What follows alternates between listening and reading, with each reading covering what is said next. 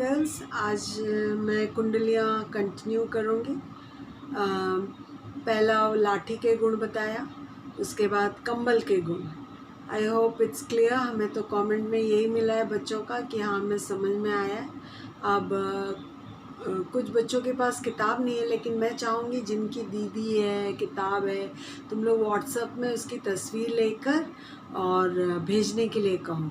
मेरे पास तो देखो है ही नहीं, मुझे मालूम ही नहीं था। ऐसी परिस्थिति में मैं पड़ जाऊंगी कि ये क्या बोलते हैं उसको, हाँ, कि मुझे तुमको पढ़ाना पड़ेगा इस तरह ऑनलाइन। पता रहता तो किताब ले आती।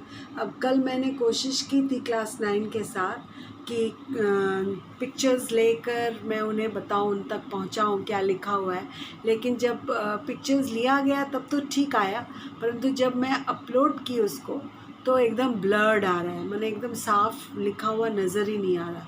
तो इससे क्या फ़ायदा, मैं वापस अगर आज मैं करती हूँ वो काम तो बेकार ही जाएगा। इसीलिए बेस्ट होगा, ये किताबें बहुत सी लड़कियों के पास है, तुम लोग फ़ोन्स में कांटेक्ट या तुम्हारी किसी भी फ्रेंड की दीदी अगर पढ़ती होगी, पढ़ी है उस स्कूल से, तुम्हारे पास किताबें हैं तो please share with all the girls of class 10।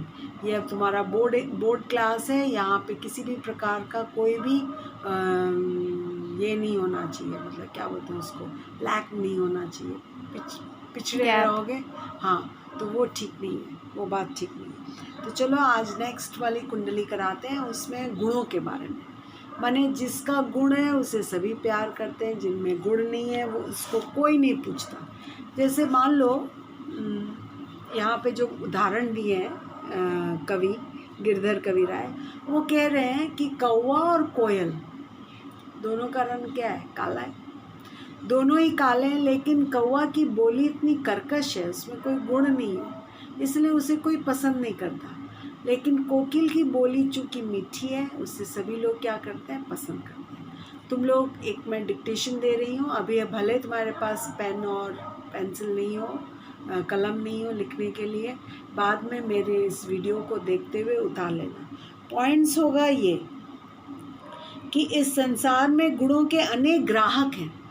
गुणों के अनेक ग्राहक मतलब they are many customers, you understand. ग्राहक लिखा है कवि ने, ग्राहक कस्टमर्स हैं, ठीक है। लेकिन वो किसके कस्टमर्स है, कस्टमर्स क्या करते हैं, जो ग्राहक होते हैं वो क्या करते हैं, दुकान में जाते हैं सामान खरीदने, ठीक है। तो बहुत से ग्राहक माने people like only those people जिनके पास क्या है, गुण है, जिनमें क्या है, वो गुण है, उसके ग्राहक हैं लोग। They want to buy only the good qualities, not the bad qualities.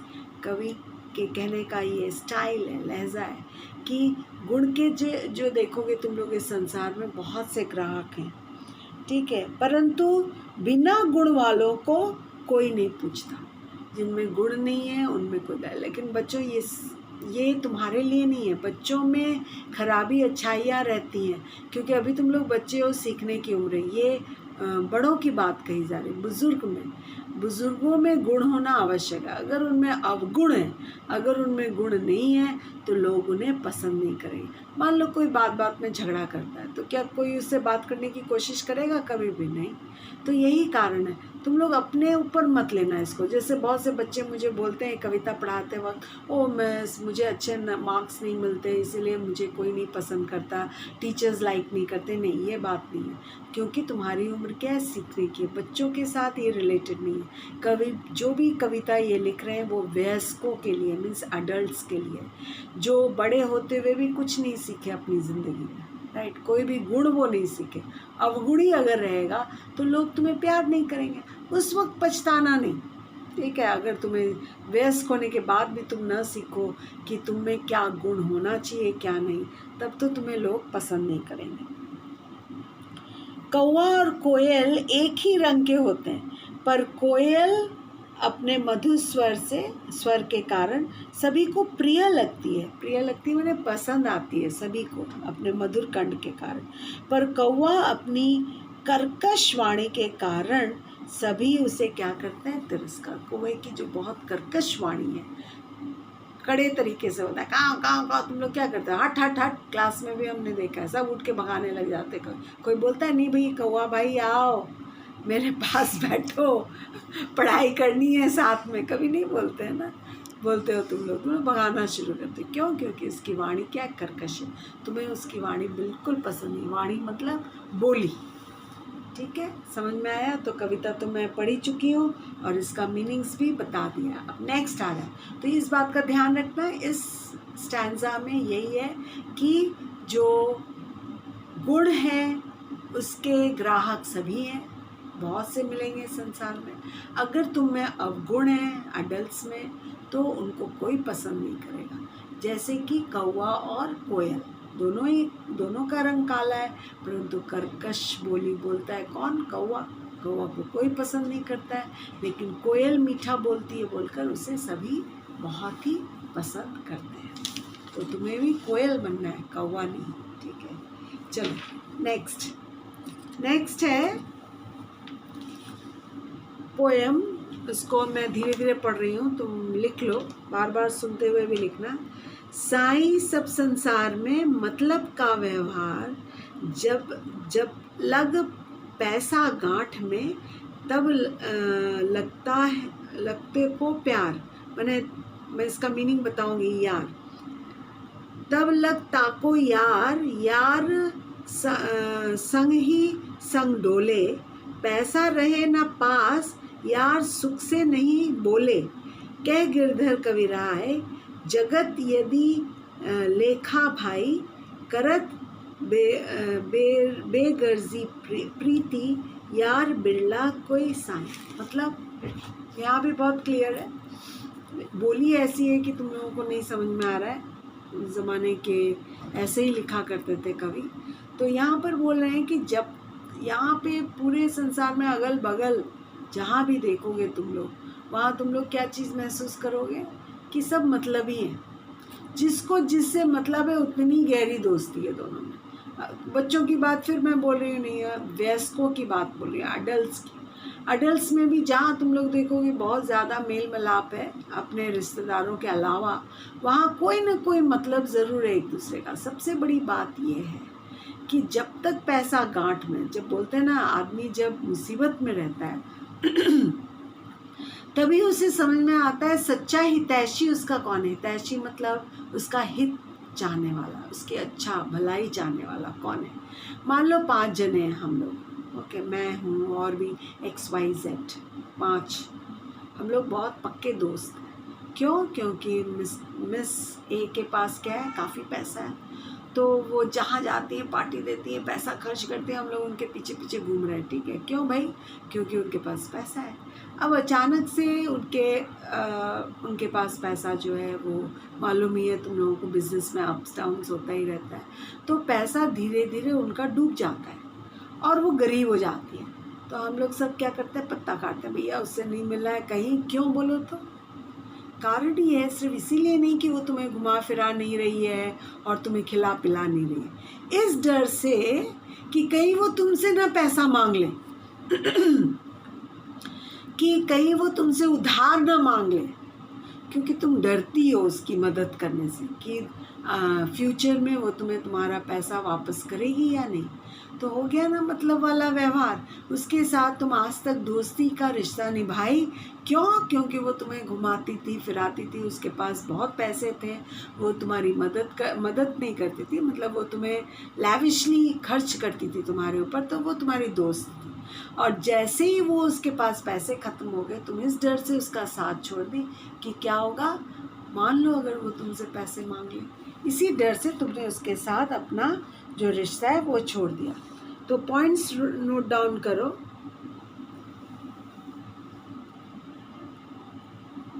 अच्छा, पॉइंट्स में लिखोगे तुम लोग, इस संसार में मतलब के व्यवहार का प्रचलन है। मतलब के व्यवहार का क्या है? प्रचलन, पर संयुक्त चलन, प्रचलन है। प्रचलन माने इन प्रैक्टिस, सभी लोग यही करते हैं। बहुत कम ऐसे होते हैं जो मतलब का व्यवहार नहीं रखते।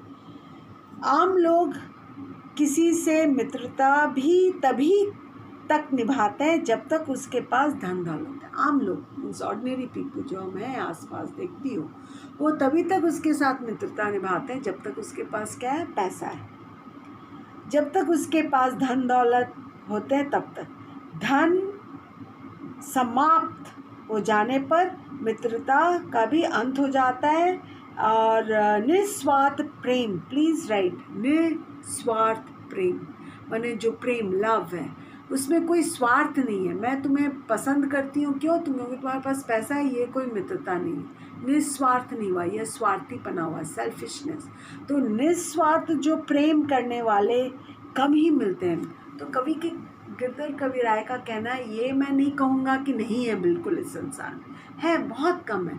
तभी तो मेरी माँ कहा करती थी, मुझे आज भी याद है, कि बेटा तुम अपने सच्चे मित्र को तभी पहचान पाओगी जब, भगवान न करे कभी मुसीबत में पड़ो, जब तुम मुसीबत में होगी तब तुम्हें कौन तुम्हारा हितैषी है, कौन बुरा चाहने वाला है, कौन सच्चा मित्र है, कौन सच्चा मित्र नहीं है। ये उसी वक्त समझ में आता है जब किसी इंसान के जीवन में मुसीबत आती है, तभी उसको समझ में आता है कि कौन उसके पास आकर क्या होगा, खड़ा होगा, उसकी मदद करेगा।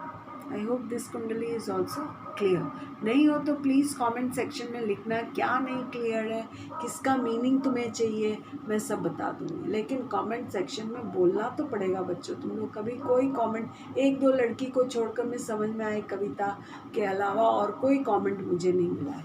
अच्छा, नेक्स्ट आ रहा है तुम्हारा, हाँ कविता मैं पढ़ूँगी, उसके पहले बता दूँ, यहाँ पे कह रहे हैं कवि कि उसी का सहारा लेना चाहिए जो स्ट्रॉन्ग हो। दुर्बल के सहारे लेने से क्या होगा, मुसीबत ही आएगी। माने जो वीक है उसकी मदद नहीं लेनी चाहिए। अब कविता पहले मैं पढ़ती हूँ, उसके बाद तुमको समझाऊंगी। साई संसार में, ये तो हो गया मतलब का व्यवहार। नेक्स्ट आ रहा है,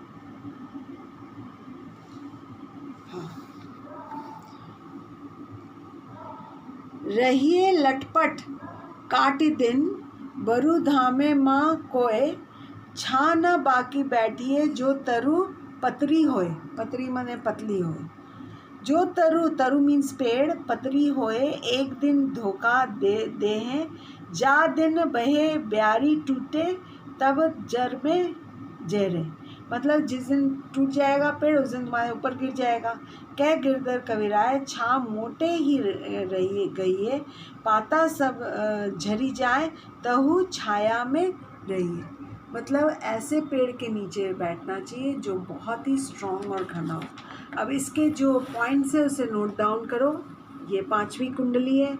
इसमें कवि चेतावनी दे रहे हैं। मीन्स चेतावनी का मतलब है he is making you alert, warning you. क्या चेतावनी दे रहे हैं कि चाहे हमें धूप में सोना पड़े, बिना पेड़ के सो जाओ वो सही है, लेकिन कभी भी क्या नहीं करना है, परंतु हमें किसी पतले पेड़ के नीचे विश्राम नहीं करना। चाहो तो तुम किसी की सहायता न ही लो, लेकिन किसी कमज़ोर व्यक्ति की सहारे की उम्मीद नहीं करो, या उसका सहारा ही मत लो, क्योंकि ऐसा पेड़ तेज़ हवा के झोंके से टूट सकता है तथा हानि भी पहुंचा सकता है। पतला पेड़ हवा के झोंके से क्या होगा, टूट तो जाएगा ही, साथ में अगर कोई भी नोकीली उसकी टहनी है वो तुम में चुभ जाएगी, आँख फूट सकती, कुछ भी हो सकता है। इसलिए चाहे तो तुम बिना पेड़ के रहो, मैंने तुम्हें ऐसे कमज़ोर व्यक्ति की सहारे की आवश्यकता नहीं है जो कमज़ोर हो, क्योंकि हवा के झोंके से वो तुम्हें हानि पहुंचा सकता है। इसलिए हमें किसकी सहायता लेनी चाहिए, या तो स्ट्रॉन्ग पेड़, मजबूत जिसकी जड़ें हों, जो हवा के झोंके से न टूटे। और उसी प्रकार से पेड़ के एग्जाम्पल देते हुए कवि कह रहे हैं कि हमें किसी स्ट्रॉन्ग मनुष्य की सहायता लेनी चाहिए, मजबूत, जिसकी जड़ें मजबूत हों, कमज़ोर की नहीं। And I think this is the last कुंडली, नहीं और 2 बचा है। पानी बड़े नाव में, घर के बाड़े दाम, दोनों हाथ लीजिए, यही सायना काम। माने जो बुद्धिमान लोग होते हैं उनका यही काम है कि पानी बड़े नाव में, घर में बाड़े दाम। मतलब जैसे ही नाव चला रहे हो तुम, नाव में क्या हो गया, छेद हो गया, तो उसमें अगर पानी भरने लग जाए तो जो बड़े बूढ़े हैं, जो समझदार लोग हैं, वो क्या करेंगे, दोनों हाथ से ले लेके पानी उलीचना शुरू करेंगे। अगर नहीं उलीचेंगे, उलीचना माने निकालना, निकाल पानी को फेंकना। एक छेद से पानी भर रहा है नाव में, अगर तुम उलीचोगी नहीं तो क्या होगा, नाव में जब पानी भर जाएगा तो नाव क्या हो जाएगी, डूब जाएगी। पर स्वार्थ के काज शीश आगे धर दीजिए, कह गिरधर कविराय, बड़ेन की यानी बानी, मिल चाल सुचाल, रखिए अपनी पानी। मतलब जो बड़े होते हैं घर के, उनकी बात सुनना चाहिए, क्योंकि वो अपने काम जो है तुम्हें जो समझाते हैं वो बुद्धिमानी से समझाते हैं। और पॉइंट्स में लिख डालो। छठी कुंडली में कवि एक नीतिगत बात को प्रकट करते हैं। छठी कुंडली में कवि एक नीतिगत बात को प्रकट करते हैं।